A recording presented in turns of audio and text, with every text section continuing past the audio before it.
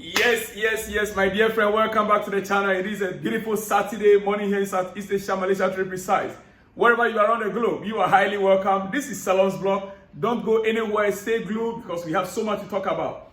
Yes, Super Eagles of Nigeria. We will talk about it. The game, my goodness, Nigeria.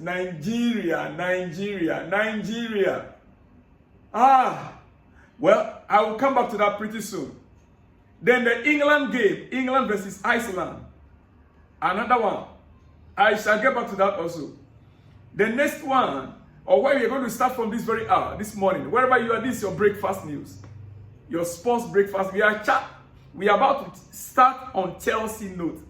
Yes, because this channel is predominantly Chelsea. So we are starting on Chelsea note. Dear friend, you see, this PSR rule that we've been talking about for some time now, which currently Manchester City is battling with 115 points, or 115, charges.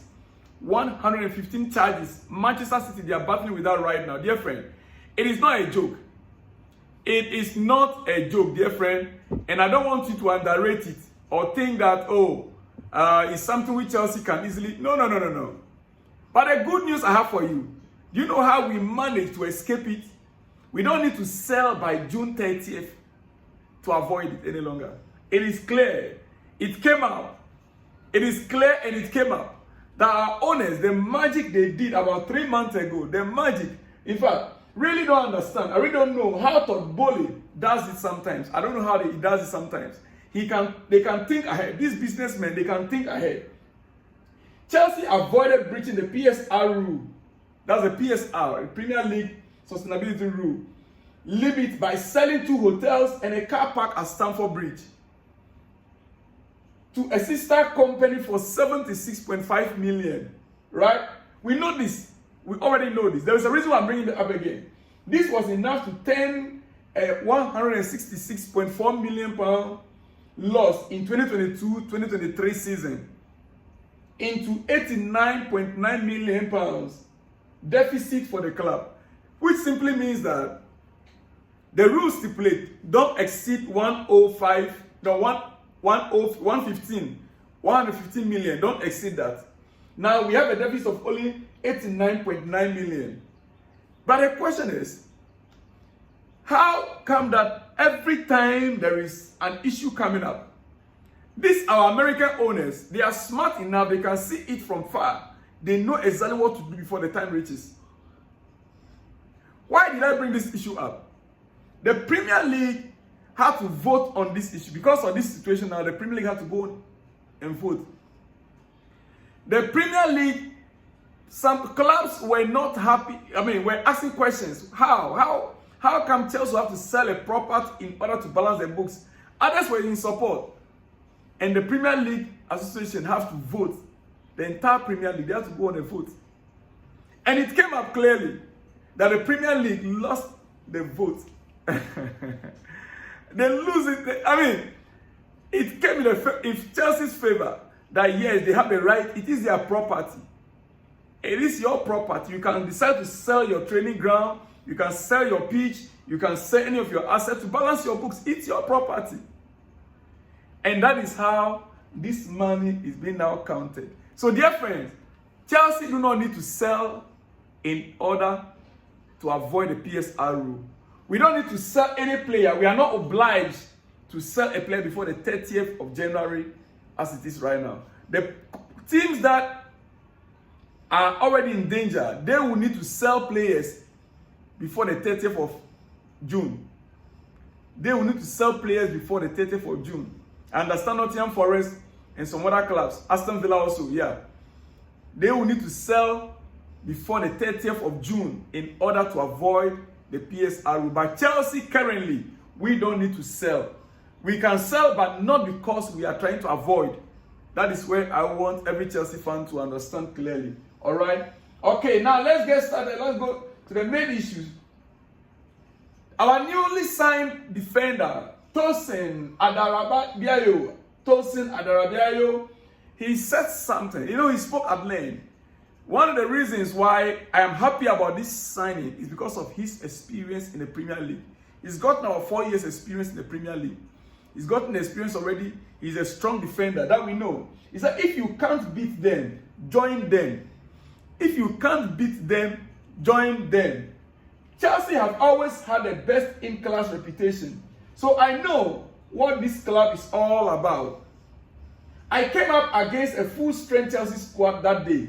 It was amazing. A tough game, but to make my debut against the likes of Thiago Costa. By then, Thiago Costa was in Chelsea. To make my debut against the likes of Thiago Costa, Eden Hazard, Pedro, and Willian was a great experience. He played against these players. But then Chelsea was strong. We had Thiago Costa, we have Pedro, we have Willian, we have Eden Hazard. And he played against these players. He said it was great playing against them. So he's gotten the experience of playing against the great players in the Premier League. And he said if you cannot beat them, you join them. And that is one of his motivations for joining Chelsea. Now, he is part of the winning team, dear friend. All right. Before we go to some African football news, Nigerian news, especially Nigeria, Super Eagles news, I want to bring you this before we go to Nigeria news. Cesc Fàbregas on the verge of signing new long-term deal as Como head coach after excellent work last season. Cesc Fàbregas, our own. Yes. Last season, the work he did with Como was in the second division Italy. For those of you who are not familiar, Como is a second division team in Italy. But Fàbregas became their coach from last season. And he helped them to win games. Now they've qualified for the Italian league. They are now in the Italian league. They've been promoted. He helped them to be promoted. And so they are giving him a new contract. They said, on the verge of signing a new long-term deal as Como head coach after excellent work. He's been given a new long-term contract, Cesc Fàbregas. A few weeks ago, I think he was in line also to get a Chelsea job. Many were suggesting that they should give a job to him because of what he has done in Italy with Como. Now, being included in Chelsea staff was never an option this summer. Full focus on Como project after getting promoted to Serie A. Full focus on Como after getting promoted to Serie A. Who helped them to get a promotion to Serie A? It is Cesc Fàbregas. Fàbregas, our own. All right, dear friend. Thiago Silva finally arrived in Fluminense, and you could see the supporters right there on your screen. Out there welcoming Thiago Silva back home. Welcome back home, Thiago Silva. You see, a few days ago, we saw Jose Mourinho, I think last week, being welcomed by Fenerbahce fans. Well, the support, the fan might not be as great as Jose Mourinho at the stadium or at the airport, but this is very significant. This is very significant. Thiago Silva started his footballing career for Fluminense. Now he's going back there to end his career in Fluminense. And the fan base, they were right there. As you can see the video, they were right there to welcome him back home to Rio de Janeiro. The fans out there, as you can see very clearly. All right, now dear friend, this is your breakfast news. What do you now see on your screen? Tell me. Nigeria won, South Africa won. Last night, some of you want to cook me. In fact, even though I tried to apologize in that same video, I made it very clear. This is more than a game. Going to this World Cup, 2026 World Cup in America, it is more than just a football game. It means a lot for Nigerians, in fact, for Africans, because it's an opportunity for most of us to get a visa to US, Canada, and Mexico. These three nations, they are the co-hosts to the 2026 World Cup. And these games mean so much more than just a normal football. I said it here and I'm repeating it again. But at the end of the day, what happened? Nigeria Super Eagles at home in Nigeria. South Africa still withheld them to 1-1 draw. South Africa held them to 1-1 draw, dear friend. Nigeria, what happened? I can't think of it. Last night, you guys broke my heart. You broke my heart. 1-1 with all this squad. Super Eagles full-time at Goswell Akpabio International Stadium. It ended 1-1. How? How? What is wrong? With all this lineup, Nwabali, Ajayi, Bassey, Tanimu, Osai Samuel, Dele Bashiru, Iwobi, indeed the captain, Inacho, Lukman, Onochu. With this lineup, this is a lineup that should be able to get a 3 point for Nigeria. Okay, even if you go to the bench, there are still players on the bench that could make a difference. Boniface is on the bench there. Boniface is on the bench, right? Onyedika is on the bench there. I could mention a few that I'm aware of. Chukwueze is on the bench, right? So Nigeria, my goodness, what is happening? Honestly, I am so much disappointed. I have to be very honest. Now look at the league table. Look at the table. Just look at the table. Look at the table. Where is the table? I want to show you the table. This is very embarrassing, honestly. Look at the table. Lesotho leading the table, Group C. Lesotho leading the table. Nigeria is on which point? On number 5th with 3 points. 3 points in 3 games. 3 points in 3 games. Nigeria, my own Nigeria. 3 points in 3 games in a World Cup qualifier. No, it's unacceptable. Listen, the whole team with the technical team need to be disbanded.